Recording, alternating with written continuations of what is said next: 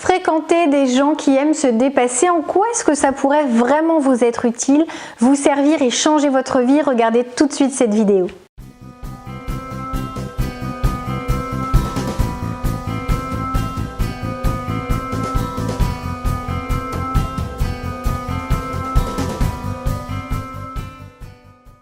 Bonjour à tous, je m'appelle Valérie Sauvage, je suis coach de vie. J'interviens aussi bien auprès des particuliers que des professionnels qui ont envie de se construire, se reconstruire, d'aller vers leurs rêves sans plus jamais renoncer, sans se résigner pour enfin dessiner et coécrire leur vie. Alors aujourd'hui, un thème sur la fréquentation des personnes qui aiment se dépasser. C'est un thème qui peut vous surprendre. Ça n'a rien à voir avec le fait de fréquenter ou de s'entourer de personnes un petit peu folles qui ont envie sans arrêt de faire des choses complètement insensées, de prendre des risques pour se sentir vivant. C'est pas le sujet. Si vous pensiez que j'allais aborder ce point-là, désolé, c'est pas ça. Non, j'avais envie vraiment de vous apporter quelque chose d'autre, d'inspirant. On sait que finalement, c'est prouvé, c'est statistique, c'est l'objet de nombreux livres, que nous sommes aussi très influencés par les gens que nous fréquentons. Alors, on ne les a pas choisis pour la plupart, hormis notre conjoint, mais pour autant, vous avez ce choix d'être imperméable à ceux qui vont être pessimistes, négatifs, toujours dans la critique, avec très peu d'aspiration, d'envie, d'ambition. Et vous pouvez vous tourner, vous entourer aussi d'amis, de collègues, de personnes comme des mentors qui vont vous inspirer. Si vous avez des projets professionnels, entourez-vous de personnes qui en ont, qui ont construit quelque chose, qui ont suivi leurs rêves, pas juste ceux qui en parlent. Inspirez-vous de ceux qui ont réussi, de ceux qui ont réussi à franchir les étapes, les obstacles, leurs peurs et qui ont transformé l'essai en quelque chose d'énorme qui vous fait rêver et qui va vous aider finalement à savoir comment on fait, qui va vous permettre d'avoir un exemple concret de réussite de personnes qui peut-être sont parties sans avoir de base solide, sans avoir un portefeuille financier ou des contacts ou une famille qui pouvait aider à apporter ce succès dans leur vie. Entourez-vous de ces gens-là. Voyez quel est leur état d'esprit, voyez comment ils travaillent, voyez l'énergie qu'ils mettent à atteindre leurs objectifs, quoi qu'il en coûte. Parce que ne croyez pas que c'est simple, qu'il suffit de claquer des doigts, de trouver la bonne opportunité et de gagner comme ça 20 millions d'euros. C'est absolument illusoire.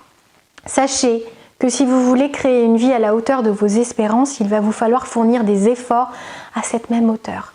Donc, ça ne veut pas dire que ça va être douloureux.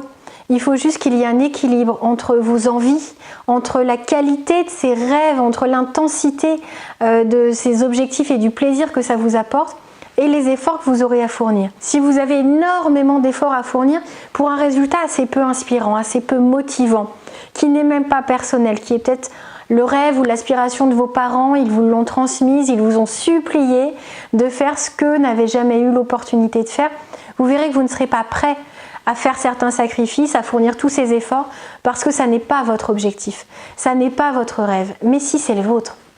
Si vous avez tellement envie de ça, comme certains acteurs, comme certains chanteurs qui ne voient pas leur vie autrement, et qui préfèrent vivre au SMIC, ou avec des petits boulots, ou aller faire des pubs, même pour des marques qu'ils n'aiment pas du tout, mais juste pour avoir cette chance de pouvoir continuer de vivre leur rêve, et un jour de décrocher ce rôle qu'ils sont convaincus pouvoir décrocher un jour, allez-y. Je ne vous dis pas qu'il faille faire carrière dans la comédie, dans la musique. Enfin, j'avoue que c'est compliqué, que c'est difficile, qu'il y a très peu d'élus, mais il y en a.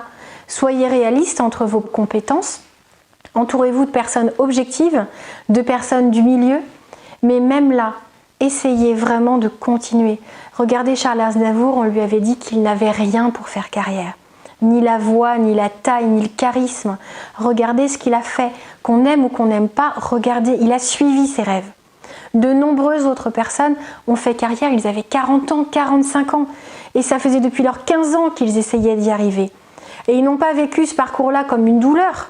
Les autres les regardaient peut-être avec pitié, avec beaucoup de critiques, un esprit très malveillant même pour certains en disant voilà, moi je continue d'avancer, lui il est là, il ne fera rien de sa vie.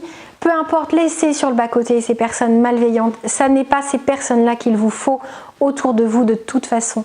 Entourez-vous de gens positifs, de gens bienveillants, de gens qui croient en vous, qui vont vous soutenir, qui vont vous inspirer et qui vont vous guider. C'est très important.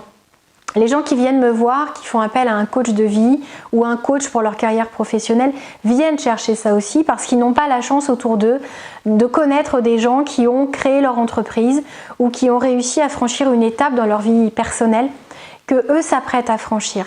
Et donc ça permet d'avoir ce soutien, de bénéficier aussi de cette analyse extérieure, de ces méthodes qui permettent de mesurer cette probabilité de réussir, de travailler cette facette de votre caractère, de votre tempérament qui va vous aider à aller au bout de vos rêves. Mais en tout cas, que vous fassiez appel à moi, que vous fassiez appel à des confrères, que vous fassiez appel à d'autres spécialistes, ou que vous vous entouriez de professionnels bienveillants, positifs, qui vont faire preuve de soutien, ça va vous être essentiel. Parce que vous ne pouvez pas vivre entouré de gens pessimistes, qui n'ont pas de rêve, qui ne croient pas en eux, qui ne croient pas en vous, qui ne croient à rien finalement. Donc, ne voyez pas la vie comme une fatalité, comme une mauvaise sorcière prête à vous envoyer plein de sorts. Ne voyez pas la vie comme une multitude d'obstacles qui vont vous mettre à terre, parce que ces obstacles vous permettent de vous révéler, vous permettent de voir de quoi vous êtes capable. Si tout était simple, vous ne sauriez pas faire jaillir, faire sortir de vous ce potentiel qui sommeille et qui n'a besoin de sortir que s'il y a quelque chose d'assez hors norme, d'assez exceptionnel. Donc, voyez comme le fait de fréquenter des gens positifs, des gens inspirants, va vous permettre de trouver des modèles, de trouver de l'énergie, de poursuivre sans abandonner parce que vous verrez cet exemple, vous verrez cette réussite chez les autres. Des gens qui n'avaient peut-être pas plus de facilité que vous au départ, mais qui avaient cette envie, cette hargne, cette foi, ce courage, cette persévérance, cette détermination. Développez tout ça et vous réussirez. C'était Valérie Sauvage du site challengeyourself.fr. Je vous invite vivement à vous abonner à cette chaîne, à mettre un petit pouce j'aime si vous avez aimé cette vidéo. Si elle vous inspire, si elle vous donne de l'énergie, partagez-la à ceux qui autour de vous ont besoin de voir que vous les soutenez, de voir que vous croyez en vous, de voir qu'ils ont besoin d'être entourés de ces personnes positives et qui se laissent des fois ralentir, freiner ou arrêter dans leurs rêves. J'espère que vous saurez vraiment donner le sens à votre vie que vous souhaitez vraiment lui apporter. C'est capital, c'est important. Prenez soin de vous, prenez soin de vos proches et dessinez une vie juste merveilleuse. À très bientôt, au revoir.